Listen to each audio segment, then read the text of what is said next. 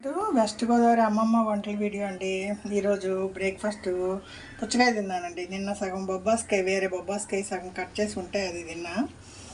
ఇంకా బ్రేక్ఫాస్ట్ అంటే అండి, ఇప్పుడు దోశలు ఇడ్లీలు అవి తినడం లేదు.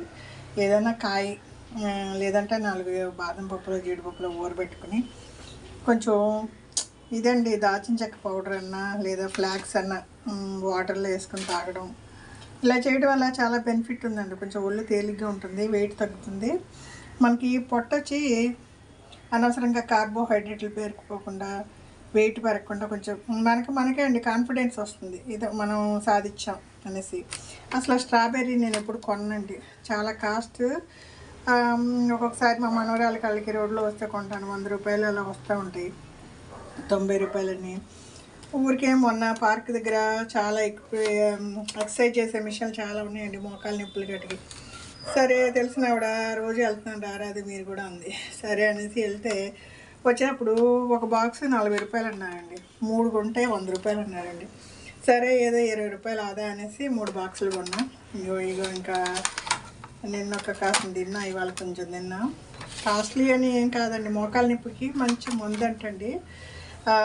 ఒక డాక్టర్ గారు చెప్పారు, స్ట్రాబెర్రీ జామకాయలు అవి తింటే మీకు మోకాలు నొప్పులు కొంచెం తగ్గుతాయి ఉంటాయి అని చెప్పారండి. సరే అనేసి ఒక 3 బాక్సులు తీసుకున్నా. అసలు నేను మా పిల్లల కోసం కొంటాను కానీ నేను ఎప్పుడు టేస్ట్ కూడా చేయలే.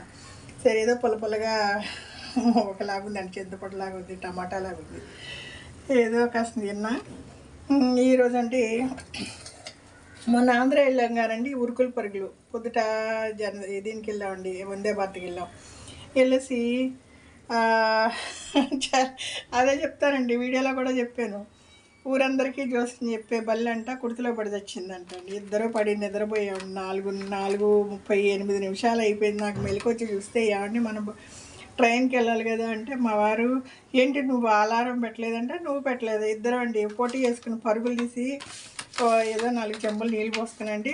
రాత్రే బ్యాగ్ సదిరి పెట్టుకున్నాం కదా, ఇంకా రోడ్లోకి వెళ్ళి మా చిన్నమ్మాయికి ఫోన్ చేసి ఆటో బుక్ చేసుకోవాలండి. ఇక టైం లేదు, 5:30కి వందే భారత్ స్టార్ట్ అవుతుందండి. దాని ముందు డోర్ మూసేస్తారు.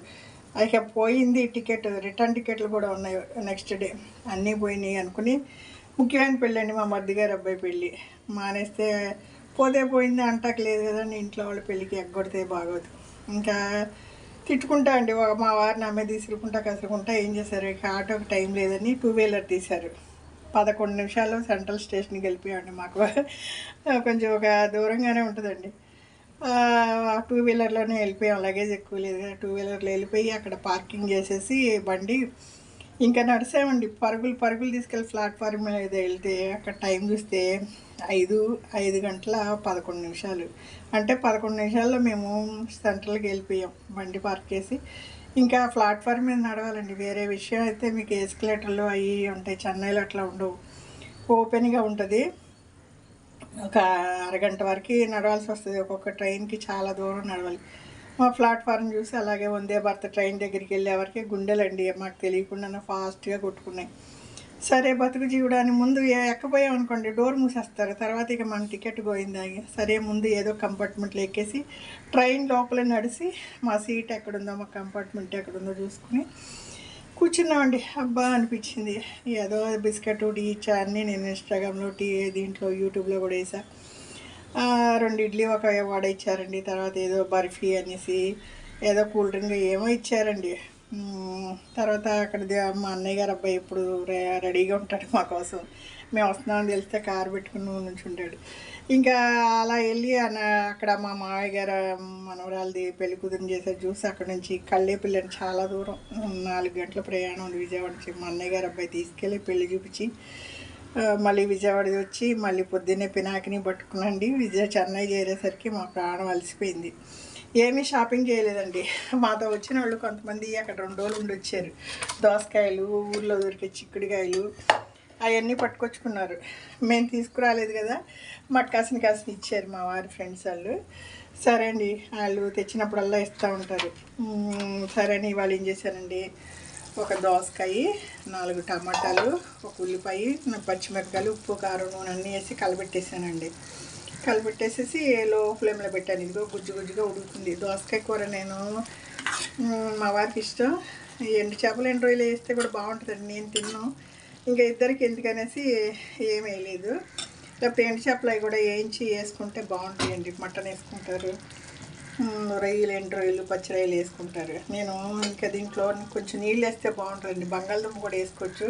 ఎందుకంటే చిక్కుడుకాయలు ఉడికేసిన నీళ్ళు ఉన్నాయి కదా, ఇవి వడకట్టి కూరలు వేసేస్తే ఈ నీళ్ళు వేస్ట్ అవ్వండి. కూరగాయలు ఉడికించి నీళ్ళు ఎప్పుడు వేస్ట్ చేసుకోకూడదు. ఆ నీళ్ళని కొంచెం నేను చిక్కుడుకాయలు రాకుండా కొంచెం నీళ్ళు తీసుకుని దీంట్లో యాడ్ చేసేస్తానండి. యాడ్ చేసేసి కూర కొంచెం దగ్గరకు రాగానే ఆపేస్తా. పుల్లపుల్లగా అన్నంలోకి బాగుంటుంది. ఇదండి కూర ఇవాళ దోసకాయ టమాటా పులుసు. చిక్కుడుకాయలు ఊరు చిక్కుడుకాయలండి, గింజలు ఉండే చిక్కుడుకాయలు. ఈ చిక్కుడుకాయలేమో నూనెలో వేసేసి కొంచెం వేగనిచ్చండి. ఎల్లిపాయ జీలకర్ర కరివేపాకు కచ్చాపిచ్చిగా కొట్టేసి ఉప్పేసి లాస్ట్లో కారం వేస్తానండి. ఉట్టి అన్నంలో కూర తింటే కూడా పొడి పొడికి బాగుంటుందండి. దీనికి చారు ఉంటే బాగుంటుంది. సరే కొంచెం మా ఇద్దరికే కదా కొంచెం రసం కూడా పెడతా. ఈరోజు వంటలు ఇవ్వండి. నా బ్రేక్ఫాస్ట్ ఇవాళ కార్బోహైడ్రేట్లు ఏం తీసుకోలేదు. ఏదో 40 రూపాయలు పెట్టుకున్నా, 2 రోజులు తిన్నా. ఇవి బాగానే ఉన్నాయండి. నేను ఏదో చెడిపోయినాయి ఏమైనా ఉన్నాయో అంటే చూస్తే ఫ్రెష్గా ఉన్నాయి అన్నీ. సరే 2-3 రోజులు వస్తాయి. మనం ఎన్నో మందులు వాడుతున్నామండి. స్ట్రాబెర్రీ తింటే మోకాలు నొప్పికి మంచి రెమెడీ ఏంటండి. ఇవాళ కాఫీ జోలికి వెళ్ళలేదు. పాలు కాసి పెట్టాను కానీ కాఫీ తాగే మూడు లేదండి. ఇంకా తాగను. ఎందుకంటే మార్నింగ్ కాఫీలు అవి తాగకూడదు అంటండి. పరగడుపుని తాగితే మనకి నైట్ అంతా ఖాళీగా ఉండే పొట్టలో కాఫీలు టీలు అవి పంపించకూడదు అంటండి. ముందు ప్లెయిన్ వాటర్, తర్వాత ఏమన్నా మంచిగా ఉండే ఫుడ్, ఫ్రూట్స్ లాంటివి అన్నీ అట్లా తింటే మంచిది అంటండి. సరే తెలిసి ఎందుకంటే తప్పు చేయాలి. ఇది ఇన్నాళ్ళు తెలియక కాఫీలు టిఫిన్లు ఇడ్లీలు దోశలు తిన్నాం. సరే పొద్దుటే కాఫీ తాగడం మానేసా. ఏదో సాయంత్రం ఆపుకోలేక చక్కెర లేకుండా ఒక టీ తాగుతున్నా అండి. మనసుని కంట్రోల్ చేసేస్తున్నా. నాకే కొంచెం తెలుస్తుందండి. ఒళ్ళు తేలిగ్గా ఉంది. నా మనసు చెప్పినట్టు అది తినాలి ఇది తినాలని కాదండి. ఏది తినకూడదు అది దాన్ని ఇష్టం ఉన్న సరే వదిలేయడం. ఇది వెస్ట్ గోదావరి అమ్మమ్మ వంటల వీడియో అండి. ఇదండి చిక్కుడుకాయలో నీళ్ళు అవి కూడా ఎగిరిపోయినాయి. కూర గుజ్జుకొని ఇంకా కొంచెం కొత్తిమీర ఉంటే వేసి ఆపేసుకోవచ్చండి. ఇంకా చిక్కుడుకాయలు తాలింపు వేసేస్తా. ఇవన్నీ కాసేగా అప్పుడు అటు ఇటు తిరుగుతా కాసేసి కొంచెం చిన్న ముక్కలు పెట్టుకున్నాం అనుకోండి, ఏదో తిన్నట్టు ఉంటుంది. మరీ ఉపవాసాలు ఉండి వెయిట్ తగ్గకూడదండి. ఒక రోజు 2 రోజులు ఉపవాసం ఉంటాం, మళ్ళీ తినాల్సి వస్తుంది కదండి. అలా కాదు, తింటానే ఉండాలి. మంచిది తింటూ ఉండాలండి. వెయిట్ తగ్గుతూ ఉండాలి. ఆకలిస్తుంది అనుకోండి, ఏ ఫ్రూట్స్ తింటూ ఉన్నాం అనుకో అన్నం తక్కువ తింటామండి. అలాగే దోసకాయ ముక్కలు, కీర దోసకాయ ముక్కలు, జాంకాయలు అవి కూడా బాగా పనిచేస్తాయి. కార్బోహైడ్రేట్లు చాలా తగ్గించానండి నేను. దానికి నాకు రిజల్ట్ బాగానే తెలుస్తుంది. ఇంకా ఇది ఈ రోజుకి వద్దండి. ఈ రోజు కోసిన వేస్ట్ అయిపోద్ది. కొంచెం గట్టిగానే ఉంది.